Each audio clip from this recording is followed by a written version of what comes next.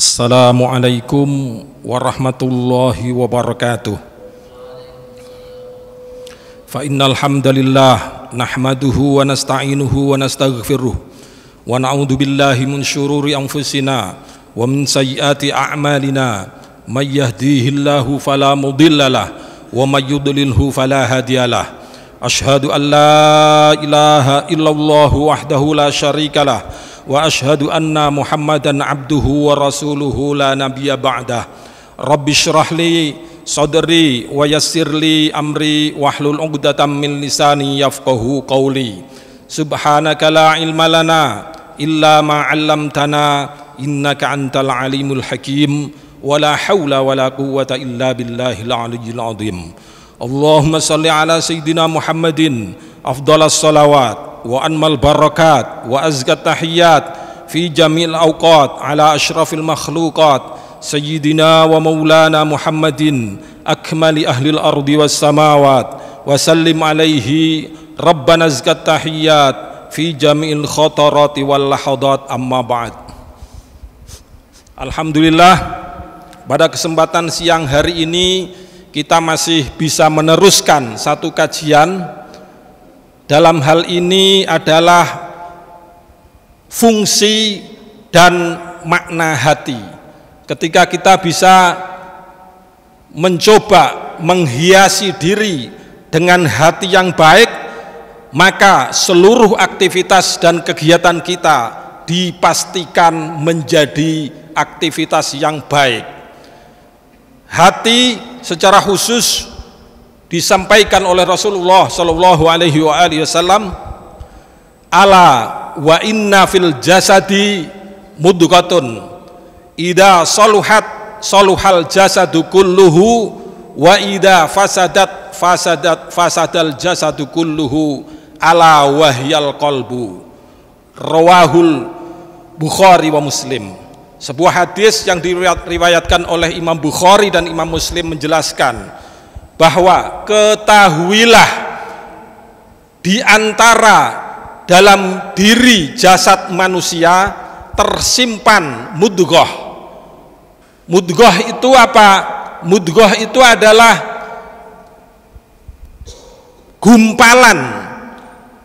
gumpalan secara khusus yang melekat di dalam diri kita masing-masing. Jika gumpalan itu baik, maka seluruh aktivitas-aktivitas kita menjadi baik. Jika gumpalan darah tersebut buruk, maka seluruh aktivitas-aktivitas kita ini adalah buruk.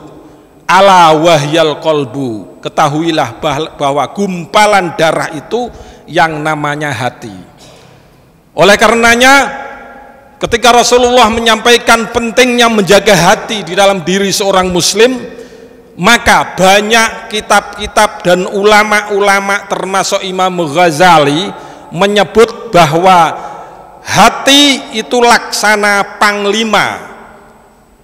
Ketika panglima menyuruh untuk melaksanakan kegiatan apapun, operasi apapun, maka otak akan mengikuti, maka tangan akan mengikuti, maka telinga akan mengikuti, maka seluruh anggota jiwa dan badan kita akan mengikuti. Karena sumber kebaikan itu ada di dalam hati dan sumber kejelekan itu juga ada di dalam hati. Imam Ghazali menyampaikan hati laksana sebagaimana panglima, sementara tubuh-tubuh yang lain sebagai prajurit-prajuritnya yang selalu menerima perintah dari panglima, baik buruk maupun baiknya semua kegiatan yang dilaksanakan oleh hati manusia masing-masing.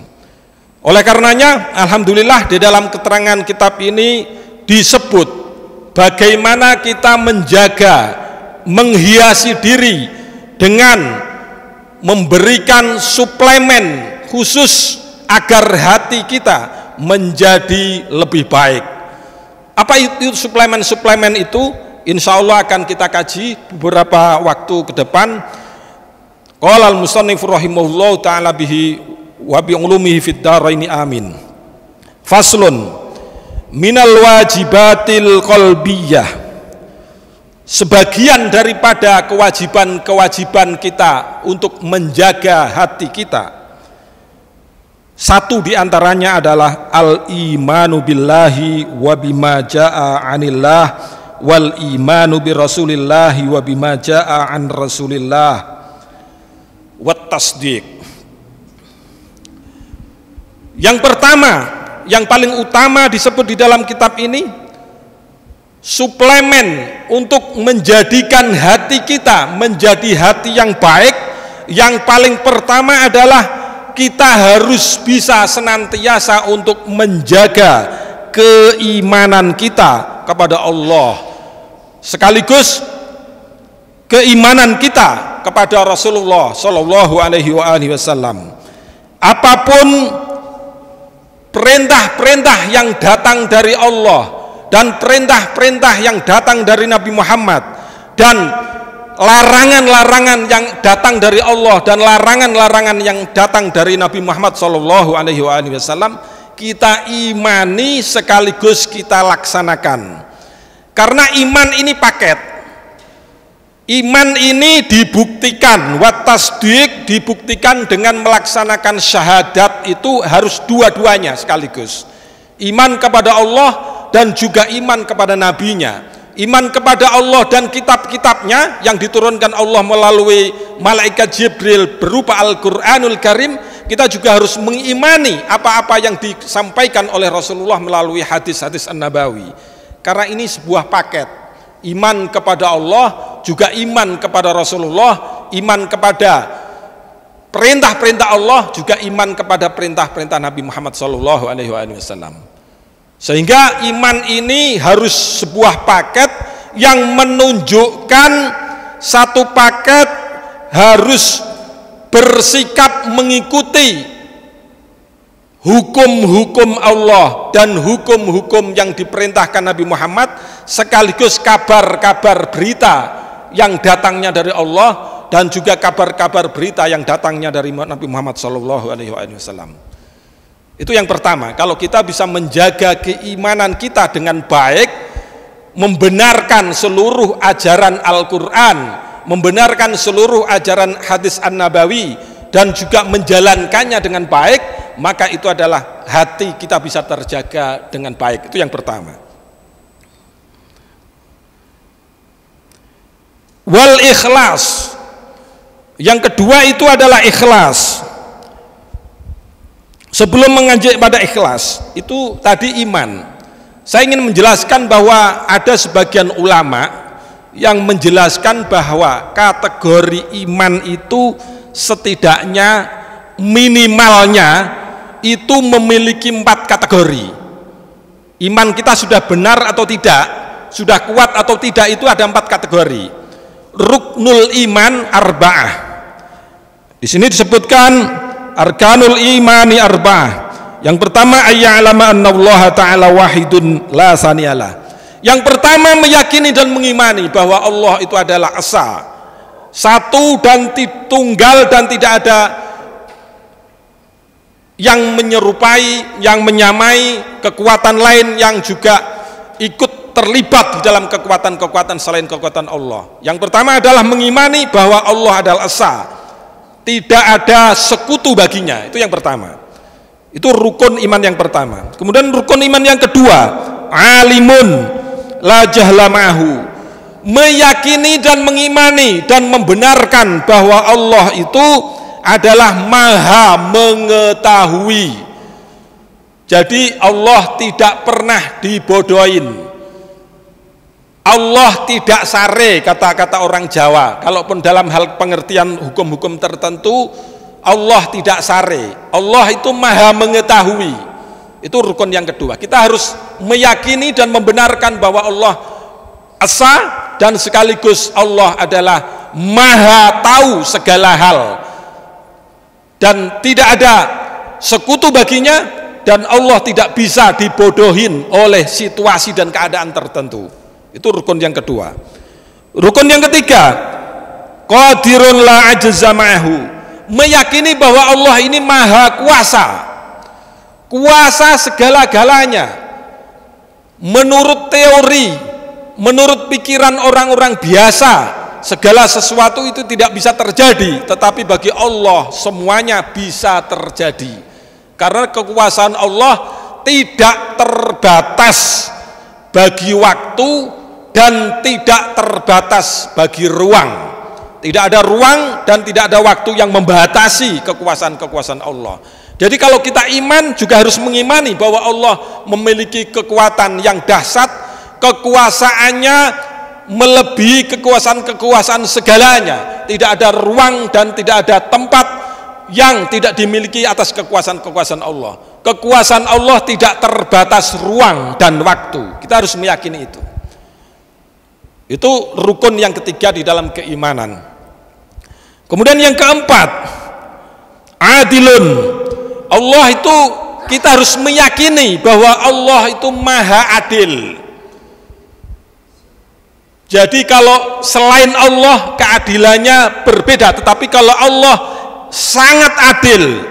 Jadi kita harus meyakini dan mengimani bahwa Allah itu maha adil dan keadilannya itu menyempurnakan ke semua pihak. Yang terdapat kena dampak hukuman pun itu merasa bahwa Allah itu memang adil menghukum diri saya sendiri. Keadilan Allah ini mencerminkan sebuah keadilan hakiki, baik lawan maupun kawan merasa mendapat keadilan dari Allah Subhanahu wa taala. Jadi kalau hukum kita di Indonesia, misalkan di kepolisian, penyidikan, di kejaksaan, penuntutan, di kehakiman, pengadilan, itu harus merujuk pada sifat-sifat keadilan yang dimiliki Allah, meskipun kita tidak akan mungkin untuk tercukupi. Tetapi keadilan Allah pasti dirasakan oleh semua pihak, termasuk orang yang mendapatkan hukuman sekalipun tetap meyakini bahwa itu adalah hukuman itu adalah adil dari Allah Subhanahu wa taala. Rukun iman ada dalam kategorinya itu harus empat-empatnya itu harus kita yakini seperti itu. Kemudian yang kedua, suplemen hati yang harus kita wanti-wanti untuk kita dapatkan yang kedua adalah al-ikhlas. Apa itu al-ikhlas? Ikhlas itu wa huwa tasfiyatul qalbi minar riya. Qala al-Fudail bin Iyad, tarkul amal li ajli nas riya'an wal amalu li ajlihim syirkun wal ikhlas ayyu'afikallahu minhuma, hakahur Ramli. Jadi ikhlas itu apa? Ikhlas itu adalah tasfiyatul qalbi, membersihkan hati kita dari sifat riya, dari sifat ingin dipuji oleh pihak lain, ingin dipuji oleh orang lain, melaksanakan ibadah tetapi seolah-olah dia ingin dipuji oleh orang lain, itu namanya tidak ikhlas.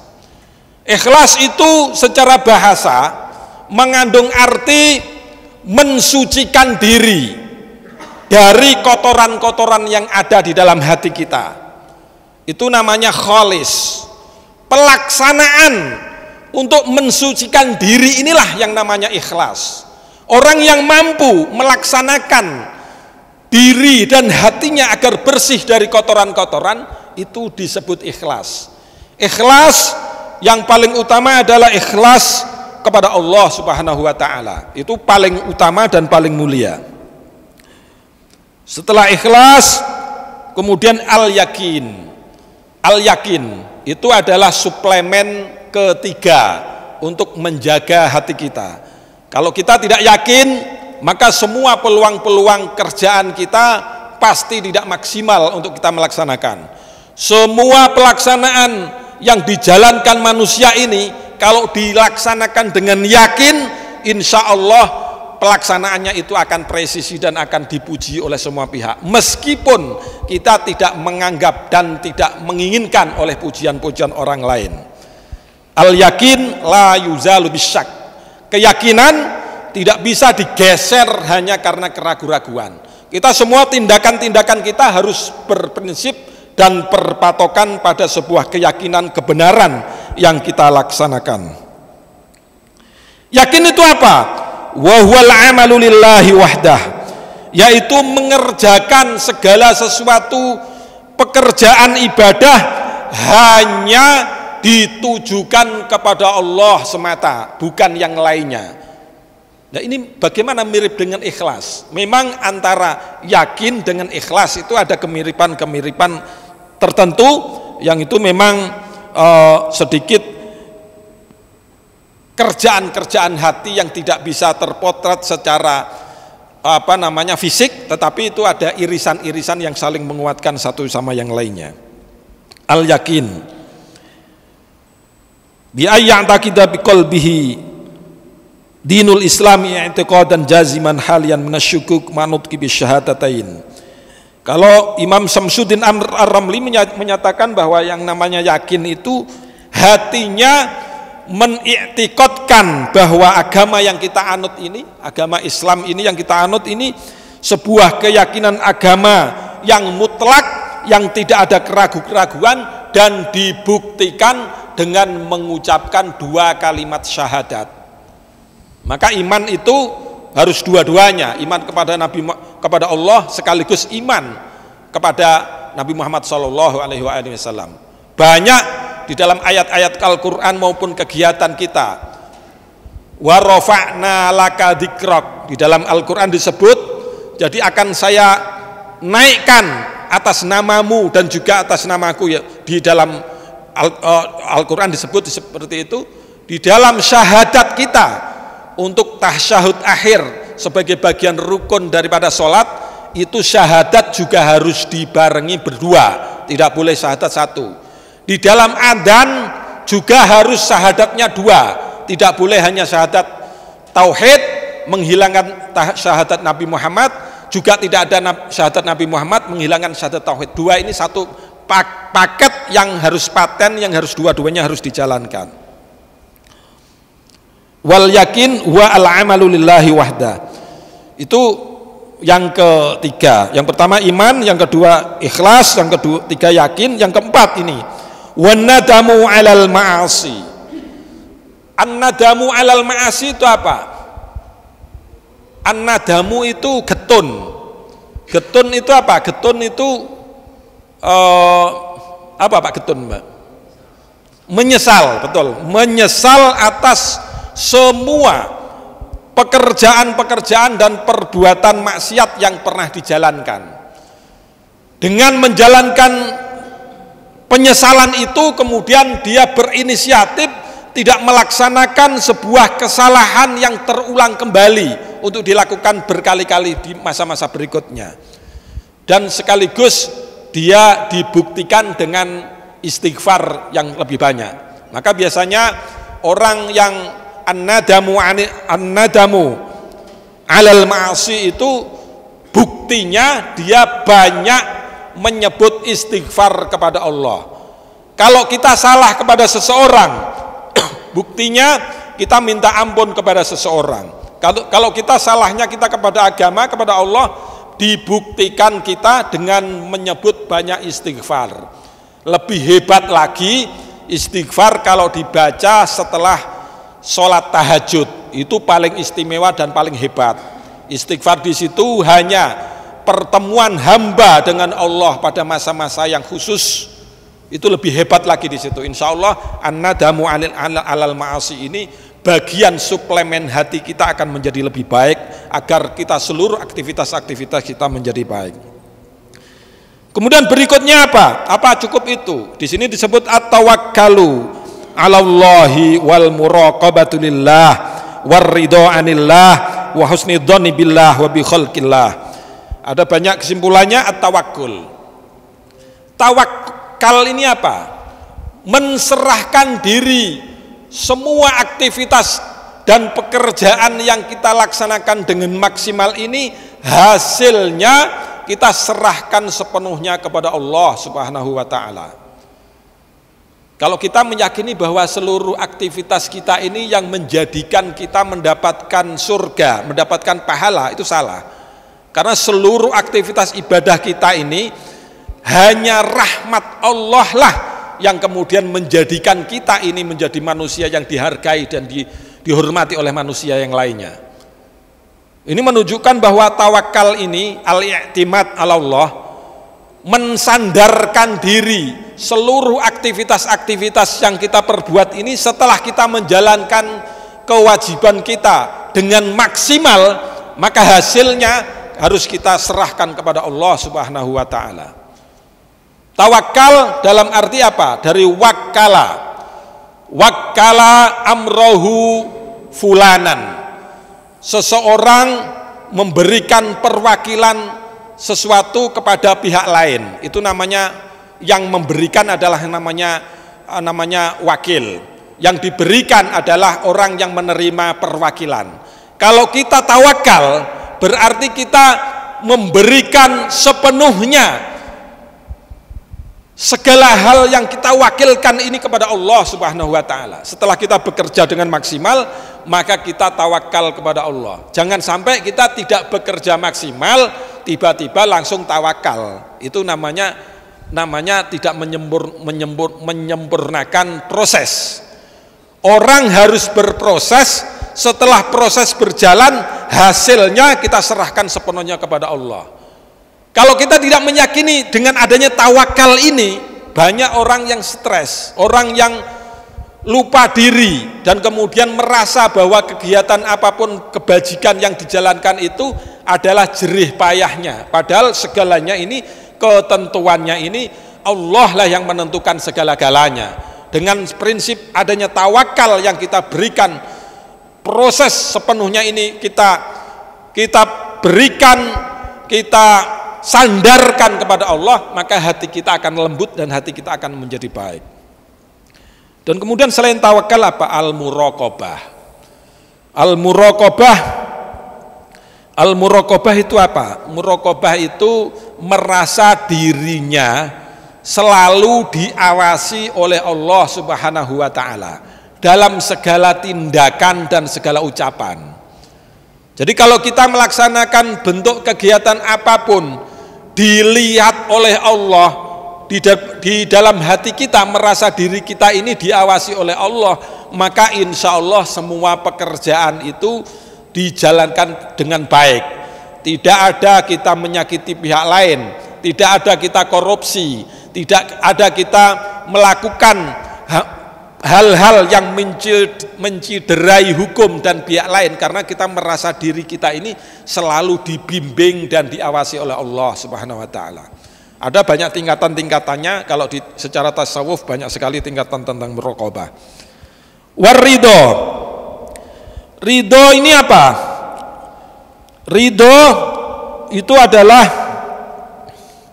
wal muraqabah wa ya istidamatu ilmil abdi bittila'ir rabbi alaihi fi jami' ahwali. War ridha anillah. Ridha itu apa? Wa huwa sururul qalbi bima qadallahu ta'ala walau kana murran. Ridha adalah kerelaan hati kita atas pemberian daripada Allah Subhanahu wa taala kepada diri kita sendiri ini. Meskipun secara teoritis pemberian Allah kepada kita ini sesuatu pemberian yang tidak baik-baik saja, kita harus menerima dengan sukarela hati kita ini apapun yang diberikan kepada Allah. Contoh misalkan masalah rezeki, masalah mati, masalah karir, masalah umur, ini adalah semua rahasia Allah. Kalau seseorang sudah nikah bertahun-tahun, sudah berusaha secara maksimal, ke dokter sudah, ke segala macam sudah, belum memiliki anak, kita harus ridho dengan ketetapan Allah. Secara medis tidak ada penyakitnya, baik laki-laki maupun perempuan, tetapi belum diberikan keturunan, berarti itu kita harus ridho kepada Allah, meskipun pemberian Allah itu menurut kita seolah-olah itu tidak baik-baik saja, tetapi Allah punya ukuran bahwa itu adalah terbaik buat kita semuanya. Semua orang sering mengalami. Saudara kita misalkan ada kematian, masih muda, masih fresh-freshnya, masih bagus-bagusnya karir, kemudian meninggal dalam waktu yang mendadak misalkan. Kita harus ridho dengan seperti itu, karena semua pemberian Allah tentang kematian, tentang rezeki, tentang karir segala macam itu adalah rahasia Allah. Kita harus mengerti dan meyakini bahwa itu adalah rahasia Allah.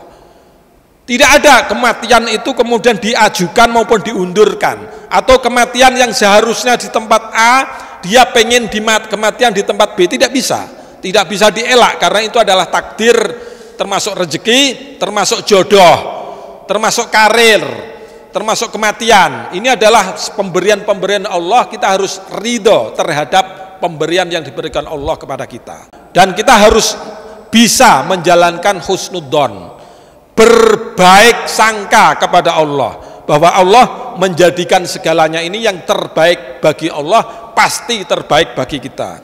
Bahkan bukan hanya itu, wabi khalqillah, dan juga harus berbaik sangka kepada makhluk-makhluk Allah. Selama tidak ada indikasi seseorang itu melakukan kejahatan kepada diri kita maupun diri orang lain, tidak ada tanda-tanda orang itu melakukan pencurian, melakukan pelanggaran hukum, kita harus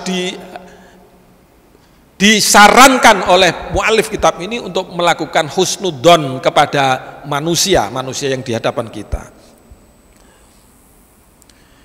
Wa ta'dhimu sya'airillah, dan juga salah satu diantaranya gizi yang untuk menjadi suplemen hati adalah menghormati sya'airillah, menghormati tanda-tanda kebesaran Allah.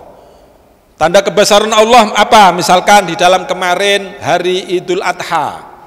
Hari Idul Adha tanda-tandanya masyarakat menyampaikan takbir, Allahu Akbar, Allahu Akbar, Allahu Akbar. La ilaha illallah, Allahu Akbar, Allahu Akbar walillahil hamd. Di mana-mana, di tempat kecil, di kerumunan desa, di kampung, di perkotaan, di masjid-masjid, mengagungkan syiar Allah, itu menunjukkan bahwa tanda-tanda keagungan Allah dihadirkan di sebuah tempat itu. Kita harus menghormati orang-orang yang mengagungkan atas nama kebesaran Allah Subhanahu wa ta'ala. Di sebuah perkampungan misalkan, masjid banyak sekali jamaahnya, kita harus menghormati sya'airillah, tanda-tanda keagungan Allah. Kita harus menghormati orang yang bepergian haji di tanah suci Makkah, Madinah. Banyak sekali orang-orang di dunia ngumpul di sana, itu menunjukkan syiar Allah, keagungan-keagungan agama Allah. Kita harus bisa hati kita menerima itu. Kalau kita tidak bisa menerima hati kita itu, berarti hati kita masih ada kekotorannya. Kemudian wasyukru ala ni'amillah, dan juga harus mampu untuk melakukan syukur. Syukur itu dilaksanakan dengan kemampuan untuk menyampaikan secara lisan, dan syukur itu ditindaklanjuti dengan menjalankan aktivitas-aktivitas kita sendiri ini. Contohnya misalkan, orang yang mendapatkan rezeki yang cukup melimpah, hatinya mengucapkan alhamdulillahirabbil alamin, tetapi pikiran dan aktivitas keanggotaan tubuh yang lainnya segera untuk melakukan sedekah, infak yang membutuhkan orang-orang yang lebih membutuhkan di antara kita. Itu syukur tidak cukup hanya disampaikan melalui lisan, tetapi kalau itu keberkahan yang besar yang diberikan oleh Allah, harus ditindaklanjuti dengan hati dan dibarengi dengan pelaksanaan a'dha'ul jawarih. Anggota tubuh kita ini harus menyertakan rasa syukur yang ada di dalam diri kita, dan kemudian kita berikan kepada pihak yang lain. Contoh orang bersyukur apa? Contoh orang berkurban. Orang berkurban itu bukti seseorang itu menjalankan syukur kepada Allah. Kurban itu mendekatkan diri kepada Allah, artinya bukan korban dalam arti saya menjadi korban. Saya ingin mendekatkan diri kepada Allah. Saya bersyukur mendapatkan rezeki yang melimpah yang dibutuhkan pada hari ini. Saya berkecukupan, maka saya membeli kambing, membeli sapi untuk dikorbankan. Nah Ustadz, ini kan waktu kurban sudah selesai, sudah hari tasyrik selesai. Kalau Bapak Ibu sekalian ingin berkorban, bisa juga yang kemarin belum sempat, maka bisa dicicil atau ditabung pada waktu berikutnya kita harus melaksanakan kurban. Itu bentuk nyata bahwa kita telah menjalankan bersyukur, bukan hanya mengucapkan alhamdulillah, tetapi kita juga menjalankan pekerjaan secara langsung yang itu menyentuh kepada pihak-pihak yang lain. Wasabru ala adai aujaballah wasabru amma haramallahu ta'ala wa ala ibtalakallah bihi. Dan suplemen hati berikutnya adalah sabar. Kalau kita tidak sabar, kalau tidak bisa menjaga diri dengan baik, maka kita tidak bisa sabar. Emosi mulu, inginnya marah-marah mulu, nah itu tidak sabar. Bahwa sabar itu ada 3 kategori. Sabar menjalankan perintah-perintah Allah dan perintah-perintah Rasulullah. Itu sabar yang pertama. Kemudian sabar yang kedua, sabar meninggalkan larangan-larangan Allah dan juga sabar meninggalkan larangan-larangan yang dilarang oleh Rasulullah. Itu sabar yang kedua. Ada sabar yang ketiga. Sabar yang ketiga bentuknya apa? Bentuknya adalah sabar terhadap musibah yang diberikan Allah kepada kita. Ciri-ciri orang sabar itu bentuknya dia tidak sering ngeluh sedikit-sedikit ngeluh. Lah itu kalau sedikit-sedikit ngeluh berarti dia tidak sabar, tidak ridho terhadap apa yang menjadi ketetapan Allah. Itu bentuk sabar itu 3 tadi. Sabar menjalankan perintah Allah, perintah Nabi Muhammad, dan sabar untuk meninggalkan larangan Allah dan larangan Nabi Muhammad, dan sabar dalam arti menerima cobaan-cobaan yang diberikan Allah kepada kita. Semua orang pasti mendapat cobaan. Tidak ada orang yang tidak mendapat cobaan, baik itu setelah lahir sampai meninggal dunia. Jangan dikira orang-orang kaya raya di sebelah menteng sana, kemudian para jenderal-jenderal itu kemudian tidak mendapatkan cobaan. Banyak cobaannya lebih besar daripada kita semua mungkin. Kalau kita cobaannya kecil, sesuai kapasitas kita masing-masing. Kalau kita kapasitasnya kecil, pasti cobaannya disesuaikan dengan cobaan kita. Semakin besar pasti cobaannya besar. Orang yang bisa mengendalikan diri untuk menghadapi cobaan-cobaan ini dengan sabar, maka hatinya bisa jernih dan dia kelakuannya, aktivitasnya pasti bisa lebih baik lagi dalam menghadapi semua situasi apapun. Wasiqatu birrizqi, wasiqatu birrizqi, dan yakin bahwa rezeki yang telah diberikan Allah ini tidak ketukar sama diri orang lain. Rezeki yang Allah berikan kepada saya, kepada si A, kepada si B, tidak akan pernah ketukar. Rezeki itu macam-macam. Ada rezeki berupa harta benda, berupa kesehatan, berupa kesempatan, dan yang lain-lain. Tidak akan pernah ketukar. Kalau kemudian ada seseorang yang teman-temannya saat ini sudah menjabat sebagai kompol, tetapi tiba-tiba yang lain sudah menjadi kombes, ya kan? Sudah menjadi AKBP. Loh, saya kok lama sekali nggak dapat ini. Usaha sudah dilakukan secara maksimal. Teman-teman seleteng saya sudah mendapat jenderal, bintang 1, bintang 2, bintang 3. Saya hari ini sudah 5 tahun bahkan 7 tahun masih kombes saja. Jadi insya Allah itu menjadi bagian penting. Karena Allah menjaga diri seseorang itu ditentukan dengan kapasitas masing-masing. Kalau seandainya seseorang diberikan sesuatu di luar kekuatan yang dimilikinya, mungkin dia tidak bisa menjadi amanah terhadap jabatan-jabatan tertentu. Maka sesungguhnya segalanya ini sudah diatur. Selama kita masih berusaha secara maksimal dan kemudian kita tawakal, kita serahkan diri kepada Allah, maka itu adalah kebaikan hati kita bisa diuji. Yang mampu untuk menjaga diri hatinya siapa? Allah lah yang menentukan, dan kita menjalankan dengan maksimal untuk menjalankan ketulusan batin hati di antara kita semuanya. Yang hati-hati ini wattihamun nafsi wa adamir ridho anha, yaitu waspada terhadap bisikan nafsu yang seringkali nafsu itu membisikkan hal-hal yang buruk. Hati kita harus bisa waspada terhadap bisikan-bisikan nafsu yang biasanya nafsu itu menggiring pada sesuatu yang aktivitas yang tidak baik. Contohnya bagaimana? Misalkan contohnya ini ada sebuah kesempatan kejahatan yang harus dilaksanakan, tidak ada orang lain segala macam. Tetapi kalau hati kita meyakini muraqabah tadi selalu diintai dalam segala aktivitas dan tindakan kita, Allah selalu memantau kita, maka kita tidak mungkin untuk melaksanakan tindakan-tindakan jahat maupun tindakan-tindakan yang merugikan pihak lain dan tindakan yang melanggar hukum. Kalau kita tidak meyakini itu, maka banyak sekali tindakan-tindakan kita melanggar hukum. Kita harus meyakini dan bisa berwaspada terhadap bisikan-bisikan nafsu kita, yang rata-rata nafsu kita ini inginnya sesuai dengan kepentingan diri sendiri, padahal yang dibutuhkan bukan itu. Ya, ini kalau bisa seseorang yang bisa menetralisir pikiran kita untuk pikiran-pikiran yang buruk, maka itu keberhasilan hati kita bisa manajemen hati kita bisa lebih baik, dan itu mengakibatkan pekerjaan-pekerjaan kita akan lebih baik.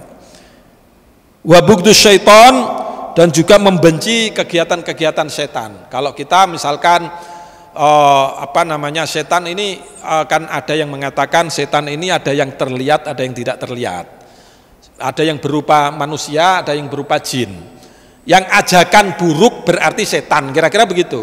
Nah, kalau kita diajak buruk melakukan pencurian, pelanggaran hukum segala macam, berarti ajakan-ajakan setan. Kita harus membenci untuk tidak mengikuti pekerjaan-pekerjaan setan. Kalau kita bisa membenci pekerjaan-pekerjaan setan itu, maka hati kita juga akan lebih baik lagi. Bukan hanya itu, wa bughdud dunya, dan juga kita tidak, hati kita tidak boleh untuk terikat secara kuat terhadap nafsu-nafsu duniawi. Kalau kita masih ingin duniawi, manusiawi seperti itu, tetapi tidak segala-galanya bahwa hati kita terikat dengan nafsu duniawi, sehingga dengan terikatnya nafsu duniawi itu kita mengabaikan kepentingan-kepentingan ukhrawi, kepentingan-kepentingan agama dan kepentingan-kepentingan kegiatan yang baik yang lainnya. Kalau kita terjerat masalah itu, maka dipastikan hati kita itu menjadi masalah. Kalau hati kita tidak menjadi masalah, berarti kita bisa mengendalikan diri kita terhadap hal-hal terkait masalah kecintaan berlebihan terhadap duniawi. Wa bughdhu ahlil ma'asi, dan juga harus mampu untuk membenci kegiatan-kegiatan orang yang melaksanakan maksiat. Itu wa mahabbatillah wa mahabbati kalamihi wa rasulillahi was sahabati wal ali wal ansar. Juga kita harus mampu untuk selalu mencintai Allah dengan meredaksikan semua perbuatan kita disamakan dan disesuaikan dengan kalam-kalam Allah. Perintah-perintah Allah kita laksanakan dengan baik, itu menunjukkan bahwa kecintaan kita kepada Allah menjadi baik. Bukti bahwa kita cinta kepada Nabi Muhammad adalah menjalankan kalam-kalam Nabi Muhammad untuk diaplikasikan dalam kehidupan sehari-hari. Bukti kecintaan dibuktikan perlakuan dan dibuktikan dengan ucapan. Jadi kalau orang yang sering mengucap sholawat kepada Nabi, itu salah satu indikasi bahwa dia cinta kepada Nabi Muhammad SAW. Dan juga kepada sahabat-sahabatnya, dan juga kepada keluarga dan kepada kaum-kaum Ansar. Hari ini banyak perdebatan tentang apakah sebuah kelompok ini adalah kelompok dzurriyyah Nabi maupun tidak. Sebaiknya kita tidak usah mencoba masuk dalam wilayah-wilayah konflik keagamaan maupun sosial. Karena apa? Khawatir nanti yang kita benci rupanya dia ada keturunan Nabi.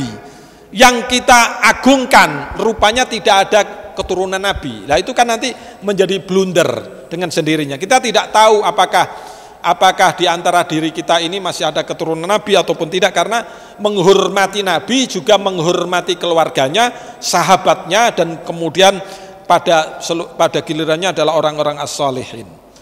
Ini adalah keterangan secara garis besar tentang penjagaan hati kita agar hati kita menjadi baik. Suplemen-suplemen tadi disinggung banyak sekali, ada ikhlas, ada iman, ada an-nadamu alal ma'asi, ada tawakal, ada muraqabah, ada ridho, ada segala macam, ada sabar, ada siqah, ada yang lain-lainnya. Kemudian secara teknis operasionalnya insya Allah dalam pertemuan berikutnya akan disampaikan secara khusus, yang di sini disebut waqala Sayyiduna Abdullah Alawi Al-Haddad radhiyallahu anhu wa nafa'ana bihi fi kitabihi an-nasahih ad-diniyah ma ma'nahu wa hadhihi awsafun yajibu ayatahalla biha kullu mu'minin wa hiya qauluhu qabla hada biqalilin.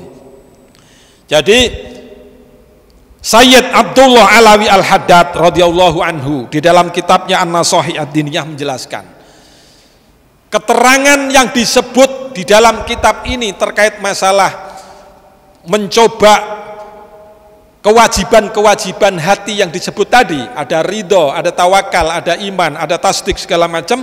Ini secara teknis operasionalnya akan diterjemahkan secara operasionalnya ini apa yang dijalankan kebanyakan manusia-manusia. Jadi konsep dasar yang tadi, tawakal, ridho, iman, tasdik, segala macam, ini di dalam bentuk yang dikerjakan sehari-hari manusia mukmin itu apa saja. Itu insya Allah akan dijelaskan pada pertemuan berikutnya. Insya Allah, wallahul muwaffiq ila aqwamit thoriq. Assalamualaikum warahmatullahi wabarakatuh.